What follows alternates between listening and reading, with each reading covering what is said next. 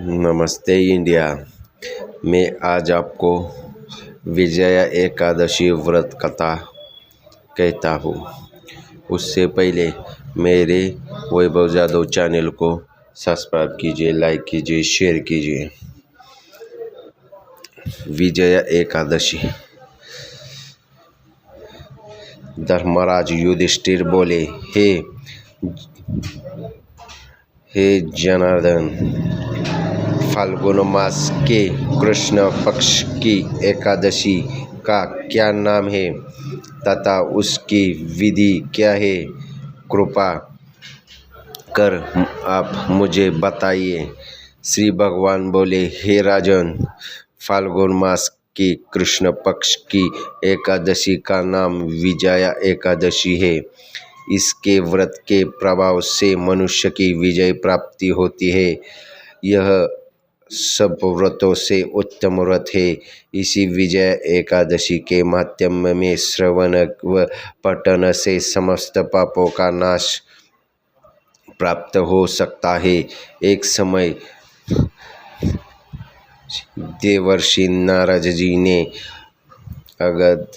जगत पिता ब्रह्मा जी से कहा, महाराज, आप मुझसे फाल्गुनी मास के कृष्ण पक्ष की एकादशी विधि कहिए। ब्रह्मा जी कहने लगे कि ये नारद, विजय एकादशी का व्रत सुनने तथा एक पापों को नाश करने वाले हैं। इसी विजय एकादशी की विधि मैंने आज तक किसी से भी नहीं कही। यह समस्या मनुष्यों को विजय प्रदान करने दी है। त्रेतायुग के मर्यादा पुरुषोत्तम श्री रामचंद्र जी को जब 14 वर्ष का वनवास हो गया, तब वे श्री लक्ष्मण तथा सीता जी सहित पंचवटी में निवास करने लगे। वह पर दृष्टि रावण ने जब सीता जी का हरण किया, तब वह समाचार श्री रामचंद्र जी तथा लक्ष्मण अत्यंत व्याकुल हो और सीता जी की खोज में चले गए। घूमते घूमते जब वे मरक संगन जटायु के पास पहुँचे, तो जटायु उन्हें सीता जी का वृत्तांत सुनाने स्वर्गलोक चले गए। कुछ आगे जाकर उसी सुग्रीव से मित्रता हुई और बालक का बलि का वध किया। हनुमान जी ने लंका जाकर सीता जी का पता लगाया और उससे ही रामचंद्र जी और सुग्रीव की मित्रता का वर्णन किया। यह से लौटकर हनुमान जी ने भगवान राम के पास सब समाचार कहा। श्री रामचंद्र जी ने वरण सेवा सहित सुग्रीव की संपत्ति के लंका को प्रस्थान किया। जब कि श्री रामचंद्र जी ने समुद्र की किनारे पहुँचते उन्हें आदि से युक्त उसित अगाध समुद्र के देखकर लक्ष्मण जी कहा कि ये समुद्र को हम किसी प्रकार से पार करें।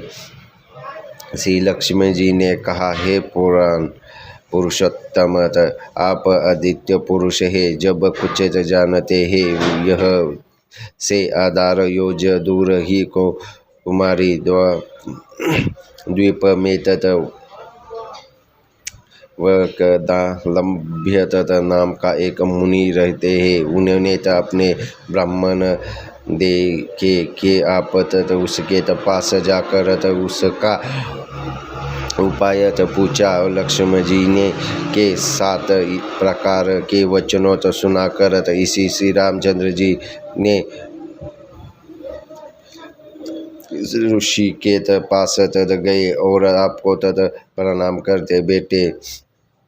मुनि ने तत भीतर उनको मनुष्य रूप धारण किया हुआ तो पुरुष पुरुषोत्तम तत समझ कर तत उसके त पूछा कि हे राम आप आग कैसे है। रामचंद्र जी ने कहने लगे कि हे तत ऋषि तो मैं आपकी सेना सहित यह आया हूँ और राक्षसों को जीतने में लिए लंका का जा रहा हूँ। आप कृपा करें और समुद्र पार करने को कोई उपाय बताएं। मैं इसी कारण आपके पास आया हूँ। ऋषि बोले, हे राम, फाल्गुनी मास के कृष्ण पक्ष की एकादशी उत्तम व्रत करने से निश्चित हित आप विजय होंगे तथा हित आप समुद्र भी अवश्य ही पार करेंगे। उसी व्रत की विधि यह ही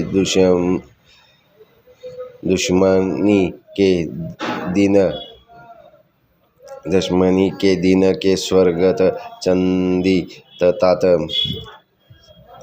तांबा या मिट्टी का एक घड़ा बनाए, उसी घड़े में जल में भरकर तथा 5 पल्लव रखे वेदिक पर स्थापित करे। उसी घड़े के नीचे 7 जन औरत अरूर जो रखे, उसी पर श्री नारायण भगवान की स्वर्ण की मूर्ति स्थापित करे। तो एकादशी के दिन स्नान आदि निवृत्त होकर धूप दीप नैवेद्य नारियल आदि से भगवान की पूजा करे। तत्पश्चात घड़े के सामने बैठ कर दिन व्यक्ति करने और रात्रि को भीतर इसी प्रकार बैठ रहकर जागरण करे। द्वादशी के दिन नित्य नियम से निवृत्त होकर उसी घड़े को ब्राह्मण को दे दे।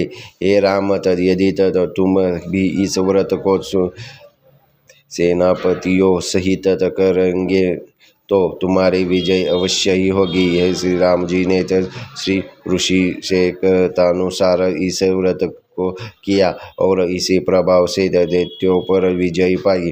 अंत है राजन, जो कोई मनुष्य विधि पूर्वक इस व्रत को करेगा, दोनों लोकों में उनके अवश्य ही विजय होगी। इसी ब्रह्मा जी ने नारद जी से कहा था कि हे पुत्र, जो कोई इसी व्रत को महात्म्य को पढ़ता है, सुनता है, उसके वाजपेयी यज्ञ का फल प्राप्त होता है। तो मैं आपको विजय एकादशी व्रत कथा कही और आप ज़रूर सुने और शेयर भी करें, मुझे बाकी भी लोग इसका लाभ उठा सके। ऐसी आप वीडियो देखने के लिए मेरे चैनल वैभव जाधव को सब्सक्राइब शेयर लाइक ज़रूर कीजिए। धन्यवाद।